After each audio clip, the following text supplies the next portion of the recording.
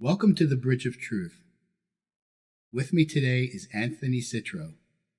You may recognize Anthony from the series of videos we've done on the energies of creation, and Anthony is also the voice of the Divine Rays meditations. Today, Anthony has returned to talk about consciousness and the awakened state, and he'll be discussing the unlimited potential of consciousness, particularly how we can manifest a destiny based on purpose and spiritual responsibility. Sounds fascinating, Anthony. Sounds like a tall order, right? Well, we know that you can deliver on those. No one said the spiritual path was easy, right?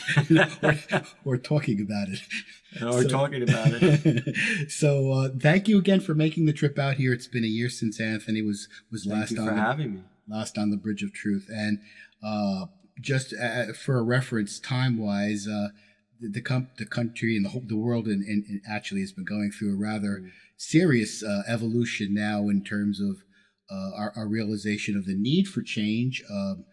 We're filming this shortly after the attacks in Russia and Paris. So we'll be touching a bit on that, but just to provide you a context in terms of the world state as we talk about perhaps evolving in a way that completely, dissipates the kinds of energies that enable those things to happen. Well, again, to talk about a tall order, because we are in duality. But, all the shows we've done, so was it 2010 now, 4 years now, we've doing these. Been a while. Has been sort of like orchestrated at different times leading up to the ascension of 2012 proper, and then after that, mirroring sort of, where people are at. And to hopefully help whoever is interested in watching understand a little more about how to deal with their process. And the work I've always been drawn to do is to help people practically apply all these high concepts and all these energies, so it's not something outside yourself. It's something easy to grasp and to implement. And I'm very grateful for this platform, and as always, eternally grateful to you for doing the videos.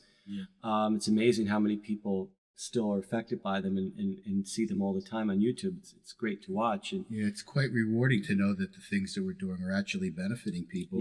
Thank God for YouTube. And Facebook. And I know that what really motivated me, particularly now to have you come on, is that in some of the workshops of yours that I've attended, you seem to be focusing more on doing things practically. What can we actually do to move forward? Well, even techniques, practices. Yeah, even people in the spiritual community, Al, have yet to inure themselves to the energies. It's almost like this sort of hidden fear of dealing with something that may be considered woo-woo. Some people would shun from it. Me, that's never been a problem. I go straight for the juggler. And what I'm trying to say is... for the woo. Straight for the woo-woo. What I'm trying to say is the ascension energies are our friends. You couldn't have a better friend in this lifetime on the spiritual path than the energies of creation. And so that's been my constant mantra. And of course, people do it unconsciously. But the whole point of ascension is intention. And so when you consciously activate with intention that which you are, which is the ascension energies, the energies of creation, it brings you closer and closer in a more, it actually is a more practical way in the scheme of things, because it goes right to the juggler. There's no middleman, you see. And so coming on this show this time, I always think when I come on, well, how can I best help and serve at this point now? And, it occurred to me with all my studying and my own journey and everything, and just coming back from Ireland in June, a lot of the topic was on quantum mechanics and physics and how that interplays with spirituality. And, the whole thing now is consciousness. We always hear that consciousness. And it's because we're becoming more empowered. We've come through the fire, if you will, Prima, the fire of divine love. We've come through that sort of initial phase where we had to look at our own stuff. That's what the whole more truth will set you free energy is about, looking at your own crap to release it so then you can bring in more light and move forward. And that's always the hardest thing to do, obviously, because it involves deep-seated stuff and karmic stuff and stuff that's not pleasant to look at. And so, we're wired as humans to avoid pain and to experience happiness all the time. You can't always do that. Right. And you have to have that equanimity to experience everything, no matter what you're going through, in a balanced way. In the balance, that balance point in creating from that space, that is what consciousness is. And I'll explain as we go along.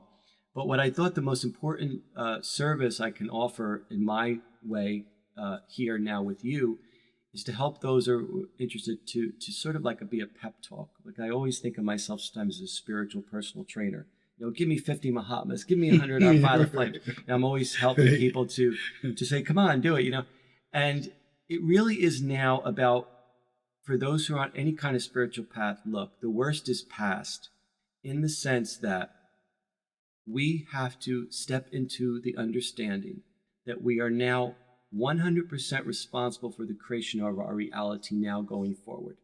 Regardless of what's going on around us in the world and the chaos, which we'll talk about a little bit, and regardless of what's going on still within inside us.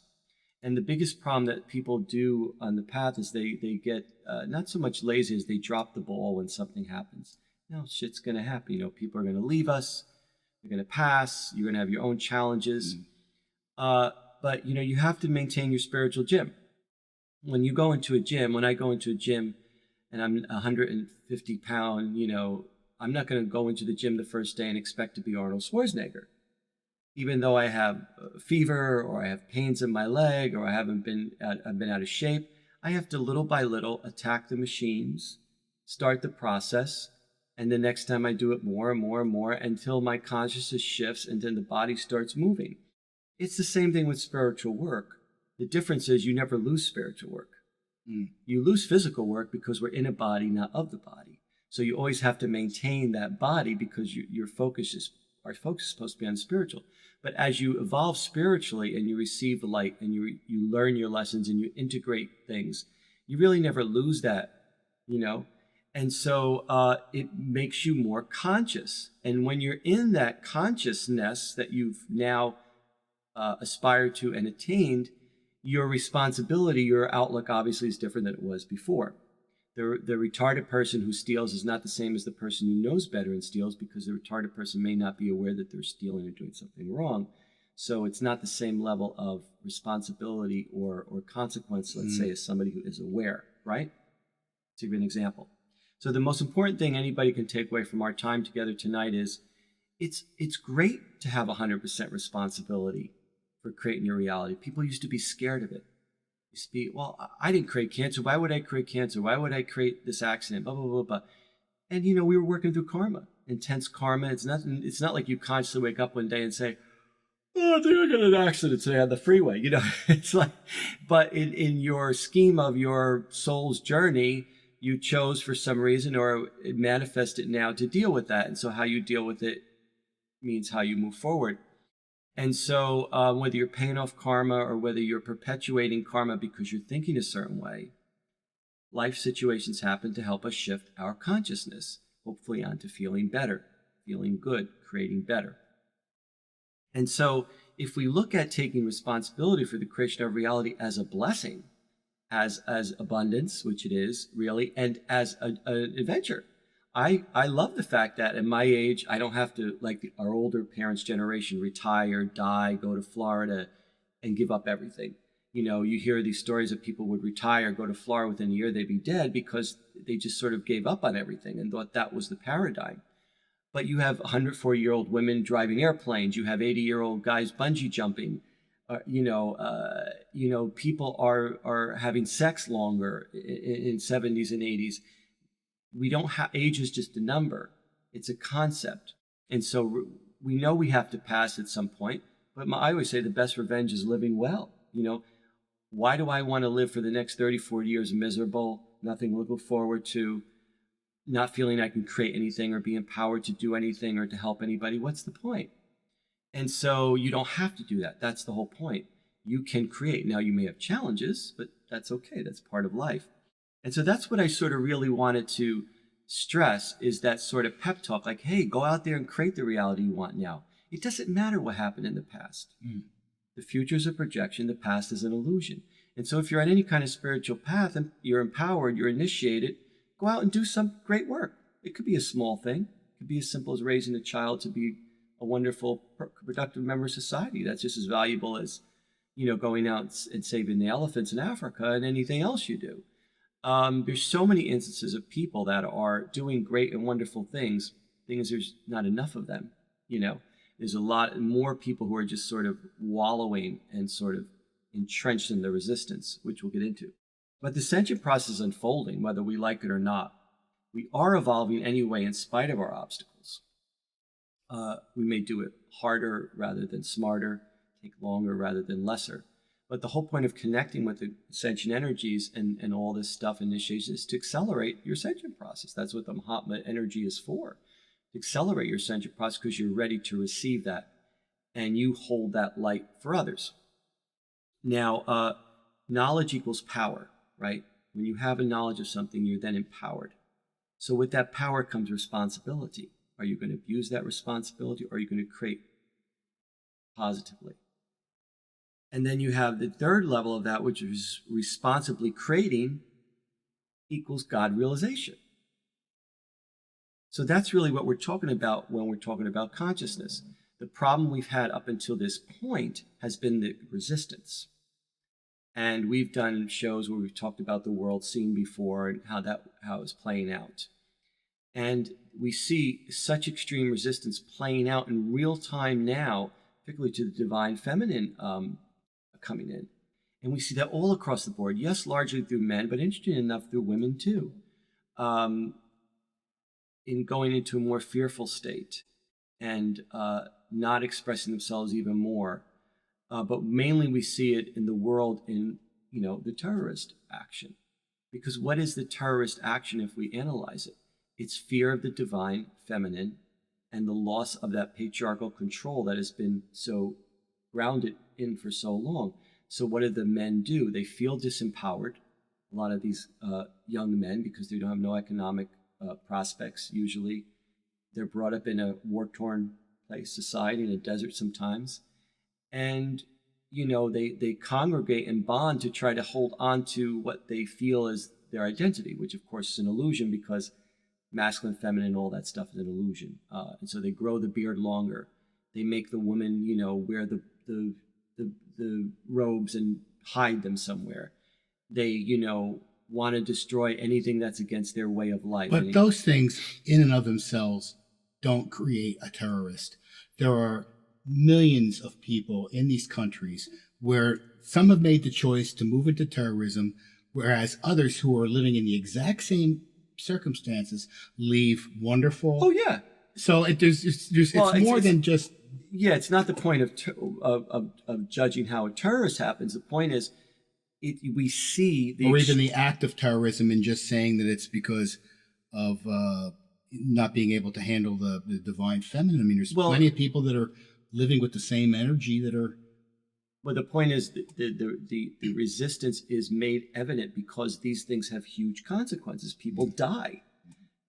Most of these people that you're talking about, the ones who are victims of their own people that are terrorizing them. Yes, absolutely. Countries are dissolving. And look at Syria. It's like a massive rubble heap. You have all these wave of refugees that we don't want to accept, that are innocent 3-year-old boys drowning up on the shore. I mean, the point I'm trying to make is the resistance is manifesting somehow collectively in consciousness, because a significant, thank God it's a smaller amount, significant amount of energy is so entrenched in that way that it's resisting and reacting against the new energy coming in.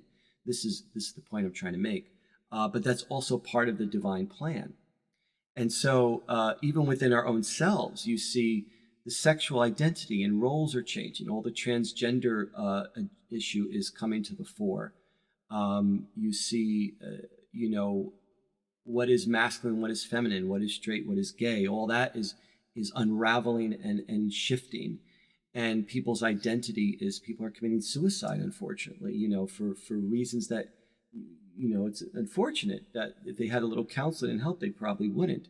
So the point I'm making is that if people, those people who are doing that, of course it's not everybody, are so ingrained with that old energy as the new energy is coming in, they're going to have by nature react. It's like being backed in a corner.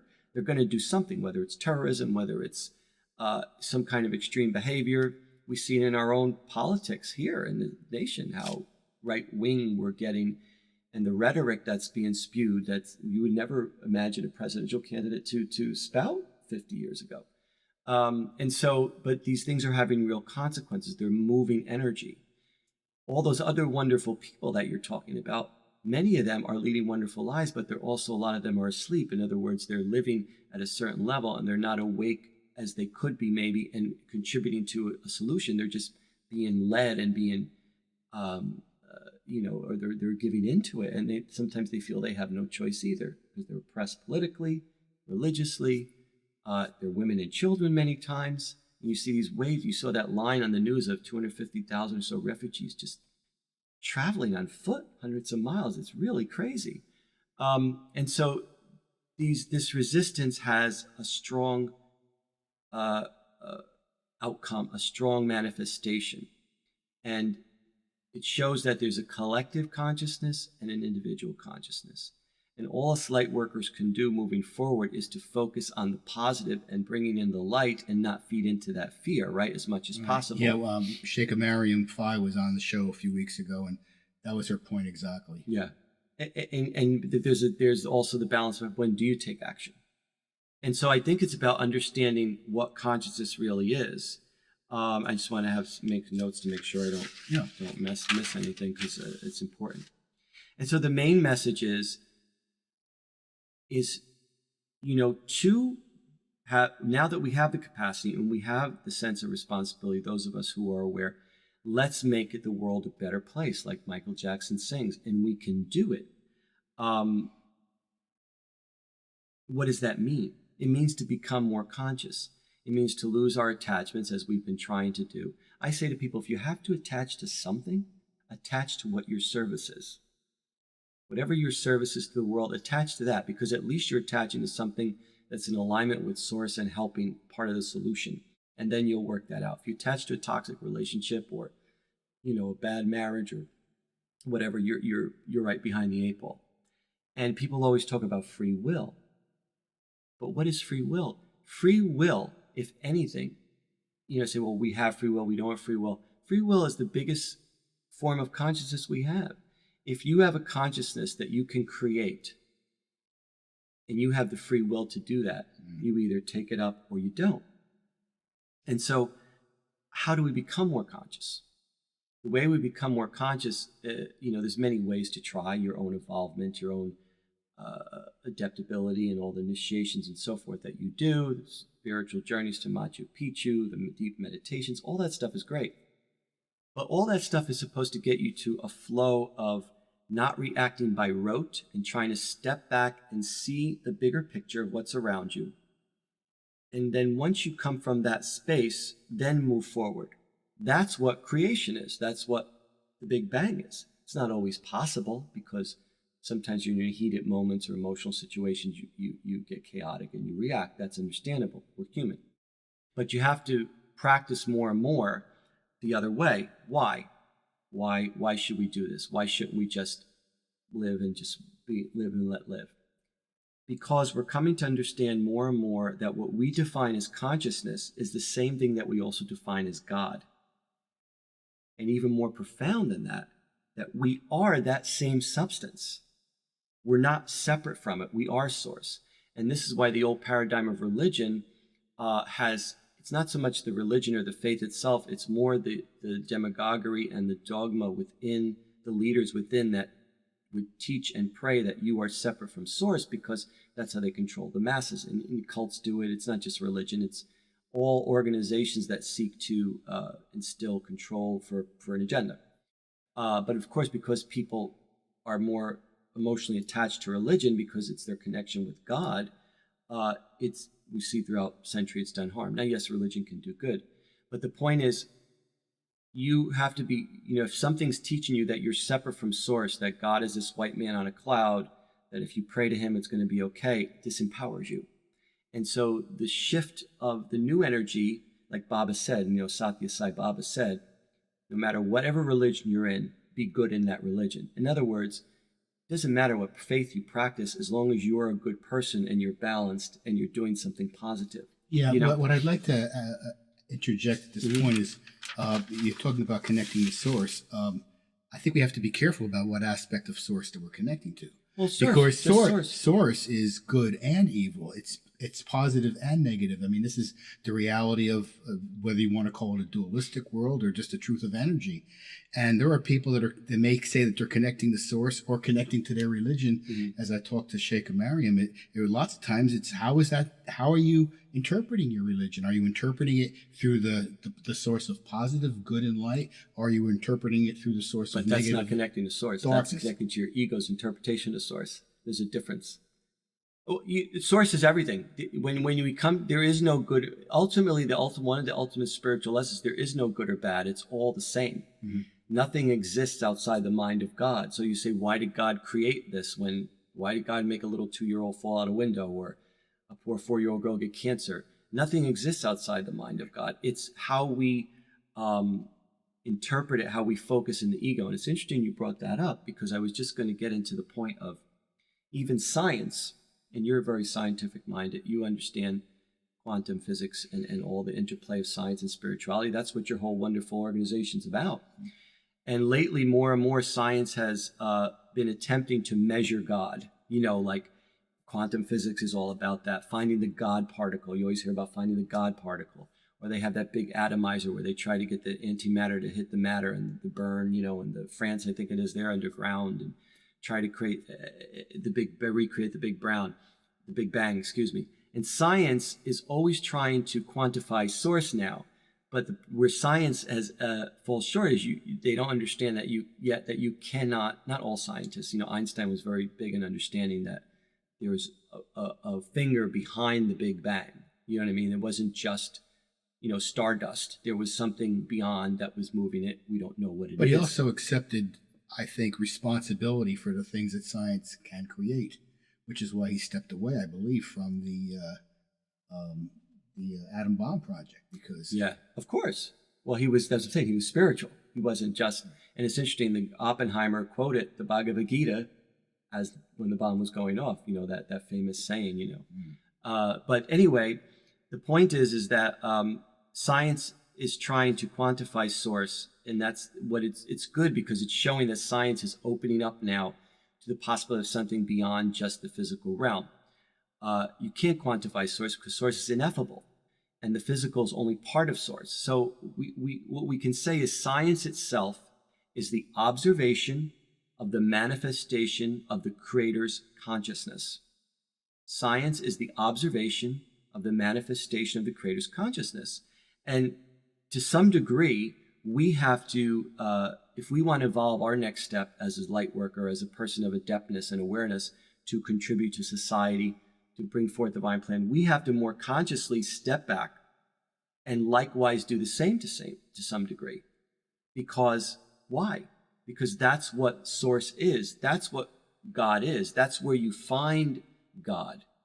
You find source. Now, if you're in balance, you're not going to gravitate towards something that's darker or destructive naturally because source, it creates. It doesn't, it destroys too, but source doesn't, pure source, let's say pure source, pure undifferentiated source of the highest vibration is not going to spend its time and energy killing the infidel. You know what I'm saying? And saying God made me do it. Our ego might be doing that in the human form. Some people's ego might be doing that. So at some degree in the creation of our own life, we meditate, we initiate, we go to workshops, we visit sacred sites, we read books, we do yoga, everything to get us to that place to come to the point of stillness so that we can then create. Otherwise, we're just creating from rote. And that's also creation because the universe can be very chaotic. But all of it's part of the divine plan. It's just about how much you want to evolve. And so my teacher, Dark O'Neill, says we need to start emptying our material world and replenish it with consciousness. And then the suffering begins to drift away, because what happens is the material gain and excess and all that is a distraction from creating a better reality, and what happens is now it's an overload. They show the hoarders, the hoarder show where they have they show them hoarding things. That's an extreme example of what most of us go through. A lot of us hoard within our own consciousness. We hoard memories, we hoard attachments, so we're hoarders in a sense too. And part of the spiritual journey is to unburden ourselves of all that so we can hold more light and then be more of a light to others. But it was Krishnamurti. Krishnamurti last century was a big spiritual Indian teacher and philosopher, although he didn't like to think of himself that much. And he said the highest form of intelligence, the highest form of intelligence, is observing yourself without judgment. And so even back then, 100 so years ago, somebody of that high vibration was trying to teach others that if you step back and see the bigger picture and observe yourself, you are becoming more in alignment with what source is, not putting a smoke screen or creating through ego different things that are distracting you from what that is. And that's why we come back to that place. But we're in the shift now. We've talked about this before, especially with the divine rays, and especially the episode we did on the world process, what's going on in the world, global unrest. The divine rays are the energy streams that come in and focus to bring forth the divine plan. So in the last 2,000 years, the age of the avatar, which Jesus was the central figure, we had the sixth ray, divine ray of devotion and idealism, come in and sort of focus and bring forth the divine plan. When it pulls away after a couple thousand years and the next ray comes in to try to focus, which is now the seventh ray, the ray of the new age, the violet ray, the violet flame, to heal and transform and to start the golden age, if you will, there's always a resistance, because as it takes a couple hundred years for that ray's influence to recede, there's a lot of attachment and resistance that crops up, and we're seeing it play out real time, as we said before, in the terrorism and the extreme reactions to all things politically and religious, to change, to progress, to inclusion for everybody, to tolerance. And as the new age, the violet flame comes in more and the seventh ray comes in more, we're in that shift now. So I've said to you before, we're like Moses, this generation, our lifetime. We're like Moses. We're going to reach the promised land. We most likely will never go into it in this lifetime. But that's okay. We still have the ability, where a lot of people don't see, like you say, all these wonderful people here in other countries that are just living their lives. We have the ability to get it, to be that bright light, and to help others lead the way. And so that's our karma. That's also a blessing. It's also a responsibility. It's also a grace. And so, that's why we call the way showers. You hear that a lot. You're the way shower generation. And it is in that sense. And this is what a saint was. This is what an avatar was. The saints and avatars would come in when the atmosphere of the planet spiritually was very dense, but they'd be these high vibrational beings, and they'd plump down, work out their karma, but be this huge light that would attract so much adulation and so much resistance at the same time. And, indeed, every one of these saints had a horrible life. Every one of these avatars had an extremely challenging life. It wasn't like you become an avatar and you have it made and you're eating, fancy gourmet meals and driving around in cars and like a rap star. I mean, you really are put in the midst of everything, and you suffer and you go through all this stuff, but it teaches lessons and it sets off energies. Now, in this age, we're all becoming saints in a sense. We're all becoming avatar status. The atmosphere of the planet has ascended, so we all have that potential. And all the great leaders said that. Jesus said, "You are greater than you know. This and more you will do." All the great saints and healers would encourage people to do the same thing. Don't adulate me. Don't worship me. Emulate me. Pay it forward.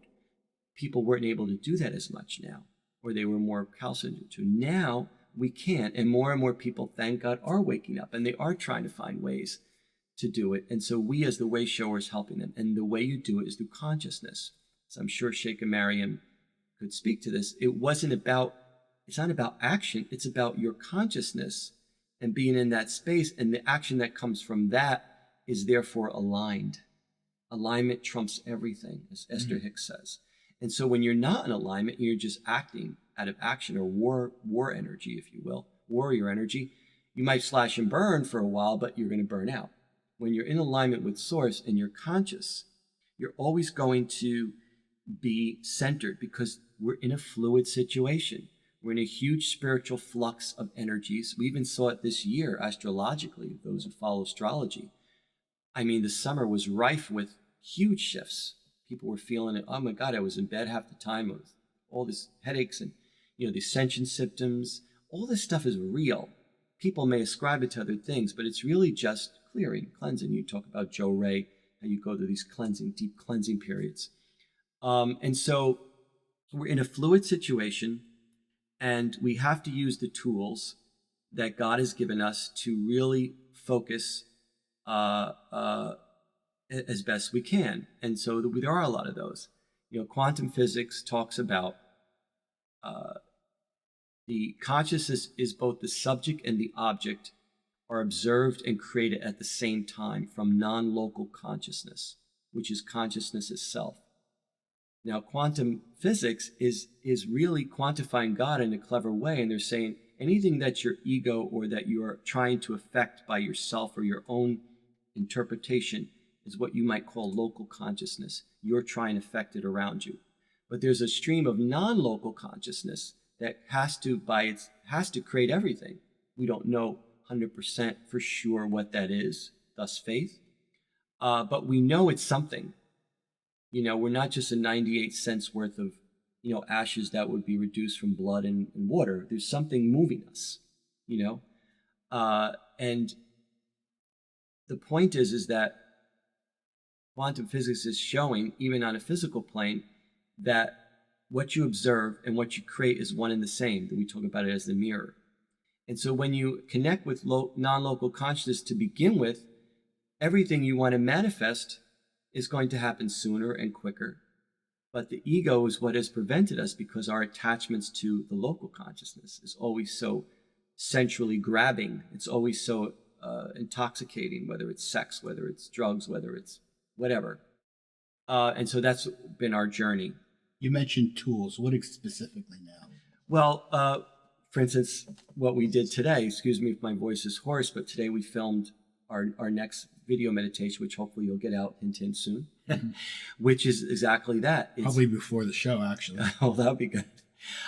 Which is how to focus on your breath, because breath is the key. Your body houses your consciousness. The brain doesn't make consciousness. Consciousness creates the brain. We're not just, how science tries to explain away emotions as, cells or genes in the body. That's just the physical application of it. There's still we're on all different dimensions. We exist. And so the more we're becoming aware and expand it, the more we're opening to what that is and how to incorporate that. And it's a huge thing. It's not easy, but we're happening. And so the real tool that somebody has, and that's why the video that we did today was channeled that way, is to return to your breath, to return to your breath, because your breath is life. Your breath is consciousness. Your breath is the vehicle which keeps you focused locally to bring forth the non-local divine plan that you're part of. Otherwise, you would be a zombie. And so one of the things I tell people, a lot of times when people work in healing, people come and they're breathing shallowly into their chest, right? Or breathing into their shoulders. And that's showing that their mind is overactive and they're in fear or something, going through something. And so when you practice, I say, put your hands on your stomach or on your heart to allow your breath to go really deep. Like even before we started this show, while you were setting up, I took a few moments. I just focused on my breathing really deeply into my body. I got myself grounded into my body, and then I was able to go. I wasn't all over the place. And it's something so simple that we take for granted that's so effective. And we always forget that because we think we need all these bells and whistles all the time. Now, one thing I tell the people is when you're doing that, bring your attention to the tip of your nostril. Because what you do, it's like bringing yourself right into consciousness. And you can almost even hear and listen to your breath go in and out.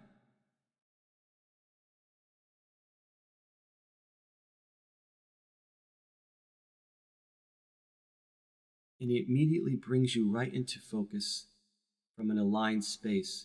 There's no, you're not, your thoughts go, your craziness goes, and you're just there. Once you train yourself and practice from that space more and more, hopefully more rather than less, because you're not going to be able to do it all the time, the more you're able to do what God does, because that's the space, the 0 point that Source creates from. It's our reaction to Source once we are created. Remember, the observed and the object are the same, created from the same space, and are the same thing, actually, which is very interesting. You want to get really deep. Once we are created and the Source perpetuates itself through a creation, there's a reaction.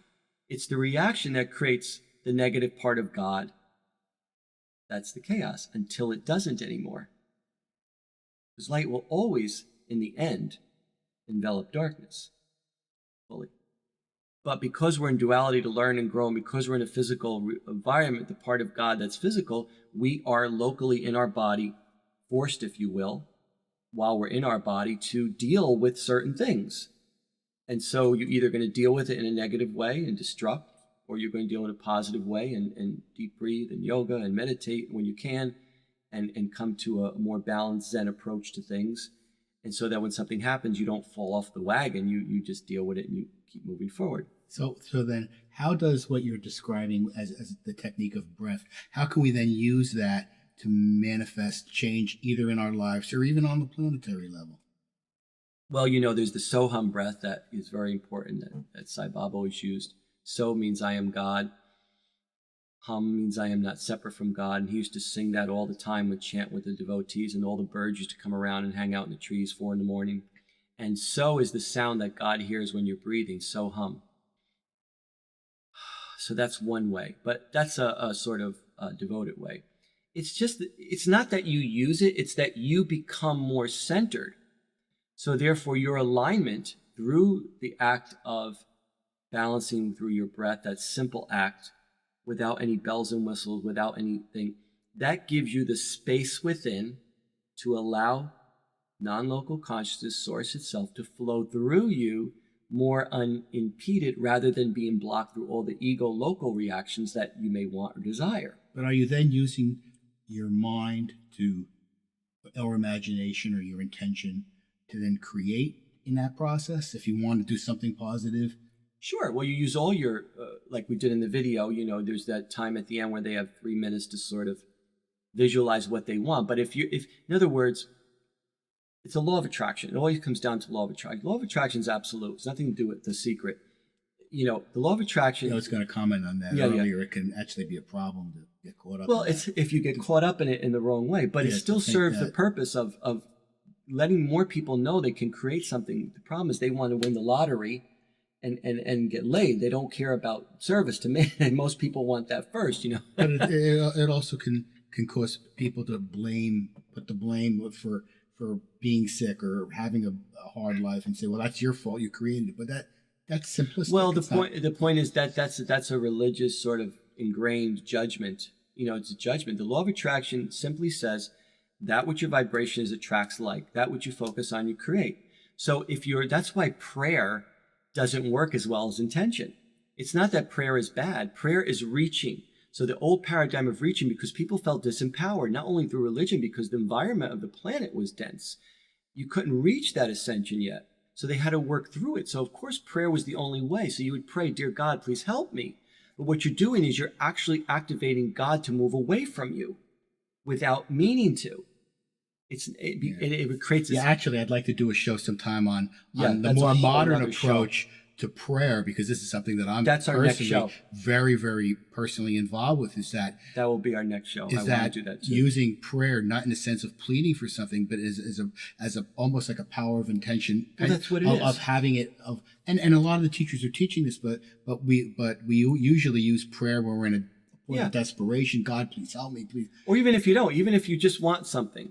You're coming from a place of local consciousness, which wants something, but it's reaching for it. When you say, I am abundance, and you intention that, it's there. You have to, but until you get to that space where you're centered within yourself, then when you manifest, it's not a reaching or a pleading, it's an intentioning from an empowered space. That's what the rising star came to empower people in their body to be fully realized. Yeah, but by simply changing the language of the prayer that you're invoking, you can totally change the kind of energy and how it's. Yeah. You know. And it's not about semantics as much as it's about shifting the consciousness of, I am now able to create in alignment with source as source XYZ. Where before it was like, oh my God, do you help me? I can't do this. I don't know how to do this. But think Please about help how me. many people are using the words I am indiscriminately and are associating all kinds of negative things with themselves in the process of doing that. This is like why I am sick, or I exactly. And if you I am poor. Like Esther Hicks says, if you talk, those who are sick or most talk about sick, those who are most rich talk about being rich. And that's why she has all these great exercises that tell a different story and everything. But the point is, if the law of, you talk about the breath, how does the breath help you manifest? And people will see, I hope, if they pick up the meditation we do and use it, it'll help train their process so that on their own, they'll be able to more immediately, like, when you get in an argument with somebody, that famous honeymoon episode, which I love, with the mother-in-law. It's 3 minutes. I'll give her 3 minutes. And he's trying to get calm. He's trying to calm 3 minutes and, to calm down before, and she's goading him. But, and if I goes, blabber mouth, and he doesn't make it.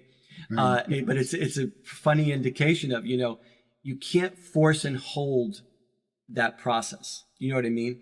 You have to come back to a space of Zen. So by always coming back to your breath, and an actual physical technical thing you could do is focusing on the tip of your nostrils, your attention, while you're listening to your breath, will immediately put you back in that space. You don't have to go pins and needles and pins, Right. You just come back to that space and then you react. Now, that's not always easy. No. But this is our spiritual It's path. a practice. This is a practice. But it has a real visceral application. It's not just to be spiritual and nice and Zen. It really is how God works. Think about it. If you didn't breathe, you wouldn't live. You wouldn't be conscious. The breath is the first action you take when you're born, and it's the last action you take before you leave on the physical plane. So therefore, try holding your breath for more than 3 minutes. So the breath is so important. And that's why I focus on it in terms of a practical tool. And there's the healings and stuff. The other thing I do want to mention a little bit is, we have these sacred symbols. And we've done a lot of work on the sacred symbols. Yeah, see our show. Yeah, go back and go to the lexicon of Spiritual Truth. They're all there. You can contact us. And the reason I wanted to do that show was because symbols are immediately visceral way, a tool. Like I wear it, you can wear them, hang them on your wall. They're here on the screen. And they're like tuning forks. I mean, we don't really understand the power of them. Great, I wish I would have thought of that. I'm going to steal that one. Can't think of everything. I can't think of everything, but I am going to steal that one. Yeah, but that's a perfect example. I used to think of it as a key turning the door, but it's like a tuning fork. Absolutely. And it's vibrational. Exactly. And so what it does is it keeps you in the vibration of what it represents. Sacred symbols supposed to represent. And so we saw the progression of the new sacred symbols, the Prima Agni coming in to open the heart. And then it became the rising star, the second level, which is to heal the body. And then we have now, which is up here, the Prima Prana Hoody, which is sort of the penultimate sacred symbol, which is the full enlightened man, fully manifesting in service from divine source. And when you have a sacred symbol that you identify, the great thing about these sacred symbols is they're pure. They haven't been distorted yet. Like the swastika, unfortunately, was, used by Hitler. So it got distorted, and, people turned crosses upside down in urine, do all kinds of crazy things. And so all the sacred symbols had been distorted throughout history on some level to try, the dark was trying to, tear the energy of it down. And so even ISIS, how dare a terrorist organization use the great sacred goddess mother as their name when you think about it, the consciousness of that. attacking that. Isis is the primordial mother goddess, nothing to do with terrorism. So I'm so glad now that energy's shifting, people are starting to call ISIL more. You notice Obama's saying ISIL more instead of ISIS, and they're also saying Daesh now instead of ISIS. So people are starting to, I think ISIS got pissed up there and she put a stop to it. But the thing with the sacred symbols is you can meditate on them, you have them around you, you wear them, and they help you. I did want to talk about the Prana Hoody in a second. I'm going to read directly from the official jargon so I make sure I get everything right, because it's right, relevant, and aligned with what we're talking about today. Mm-hmm. The Prima Prana Hoody represents a way of living, a conscious reminder that we are God beings. Like any symbol, it represents a reminder to transmit love to all, to serve all, and live in love. Prana Hoody means it comes from divine energy, from the source of all of its creation, all creation to its source of all, to its creation, which is mankind, to illuminate the sacred heart with the divine breath. It is not an initiation, but an awakener to that which is freely resting in all beings, and so is free to all who are ready to walk the path of service to humanity by reminding them of their divine nature. It is transmitted not from a human form, but from the source of all life itself. It is a gift to humanity from all that is love. The symbol itself is an amazing amalgamation of all that is ever or will ever be created in divine accord by awakening the highest truth.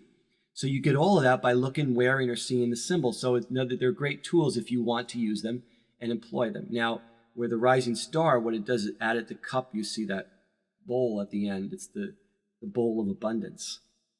And abundance is when you're fully in alignment with source and conscious. Mm-hmm. You want to be in service. You're creating as source. Source is not destroying us, it's creating us. So besides the altruistic application of wanting to help people because you're nice, you're in alignment with source. You are continuing to create. So the bowl represents the bowl of abundance, of being able to fully manifest in alignment with source, fully enlightened, fully awakened.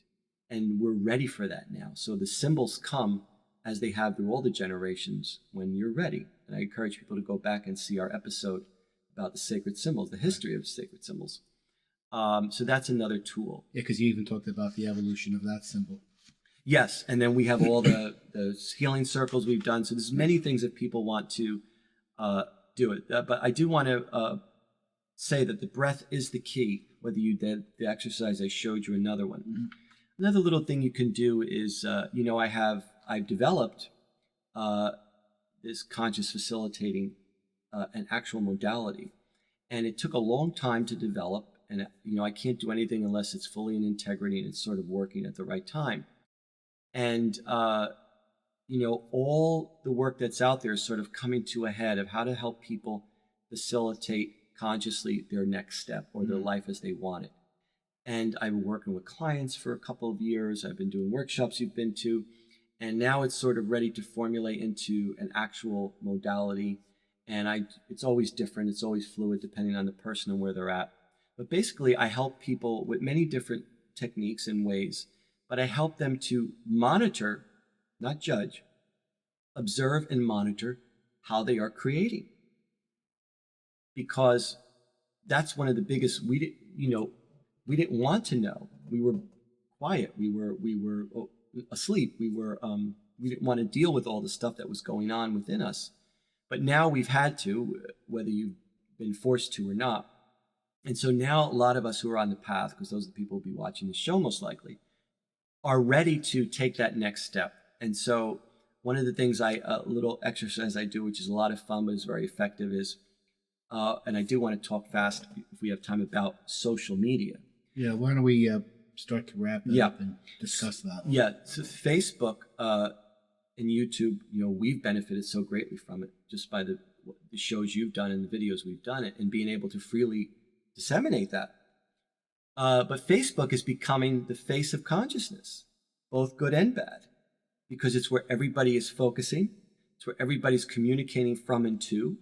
And so you have crazy things on there, and you have beautiful, wonderful videos of babies smiling, and you have wonderful spiritual memes to remind you how to be positive, and you have all kinds of things. And I have many pages, and I try to use it as much as positive as possible.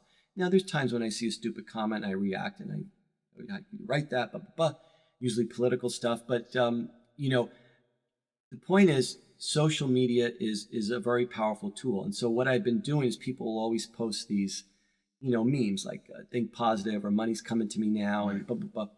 And I'm in healthy, divine health. And so what I do is I click them on my phone to my gallery. And then what I do is I created a file, japa memes, I call them. So you know how you do a japa and you chant to get into that Zen space 108 times, whatever. So what I do is on the subway, rather than let my mind wander or go into negative thoughts or, oh God, I got to go into work today, whatever. First thing I do after I do my, you know, I sit in the subway, I go, I am now making money, or my health is great. You know, I read these and I flick through them, 40 or 50.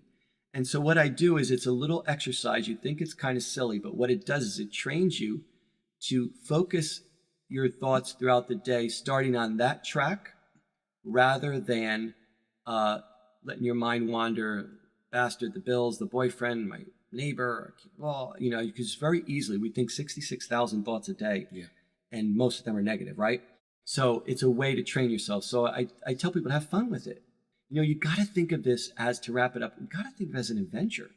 If you don't think of the rest of your life as an adventure to create the reality you want, you're just going to either stay passive or you're going to be affected by the winds and arrows, slings and arrows of outrageous fortune.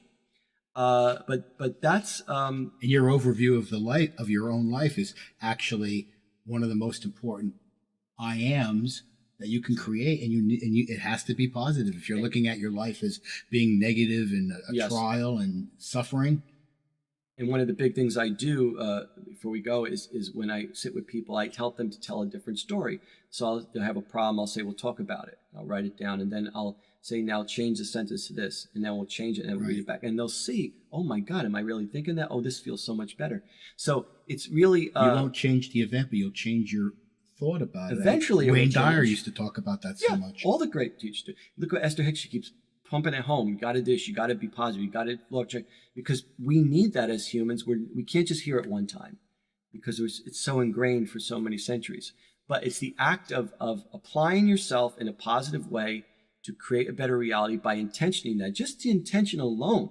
I want to create like Scarlett O'Hara's, God is my witness, I'm never going to go hungry again. So the journey had gone with the wind is she went through all that craziness to the point where I'm not going to take it anymore. And now she's created, and we don't know what happened to her, but the point is she decided not to fall victim to the war or whatever it was, and she was going to not go hungry again, and she was going to change her life around. And so that's where we all have to be, in a sense. That's where we're headed. That's what being conscious in the awakened state is about. And you can create whatever you want. You can tell a different story. You just have to apply yourself. And sometimes I get lazy too, because you're in your routine and you don't want to do it. I'm going to give you 5 minutes a day to visualize how you want your life. 5 minutes of your life on the train. If people did that alone, not daydreaming passively, but visually concentrating, you see such a marked difference, because you're going to feel good and you're going to want to feel better and you're going to want to create more. That's what I was saying, how you can use your breath, get calm, and then start to do those kinds of visualizations. Do it from that space. Don't do it first, because what happens is then you're like in the candy store and you're like, oh, I wish it can't happen, and all the doubts come up. But if you come to that space first, then it's more positive. Now, I know you're doing a lot of different events. Just to sum up, let people know how they can contact you. Well, you know, through my website, ascensionlightsource.com is best. And, you know, I do workshops in the New York area mostly, and of course I travel, and I'm doing a lot of private work with clients building the modality. Ascension Light Source? Yeah, ascensionlightsource.com. I'm sure you'll have it on the screen at the end, like you always do. And of course, look into our videos. We have a whole lexicon now of shows that are relevant to what's going on, and meditations to help you move forward. And yeah, you may not want to hear my voice all the time or look at us. But, you know, if you can get past that, you get a lot out of it. And it's just, again, they're tools that, you know, we've been so blessed and so grateful to be able to do this work. I really am grateful to you. And it's such a great service you're doing. That two guys with no budget, but a real heart and a willingness to try to help humanity. Look what we've accomplished. Yeah. You know, in spite of all our challenges. And so anybody can do it. You know, anybody can get out there and do something. Yeah, in 5 years, I think I've passed 500,000 views, which is fairly good for a show on. I went on Alignment with Giant Presence, 62,000 views. And where did that happen? It's amazing. People are watching. And that's just the ones that are recorded. So anyway, keep watching, keep plugging. If anybody has a question, they could contact me through the website or through the YouTube account. And if you are in the New York metropolitan area, please go see one of Anthony's live events. If you want a long distance session, I do many long distance Skype sessions. You're welcome for that. Yeah, and down the road when my You Can View is up, and I haven't talked much about that, but I'm sure we'll be doing things on that too. But that's our next show.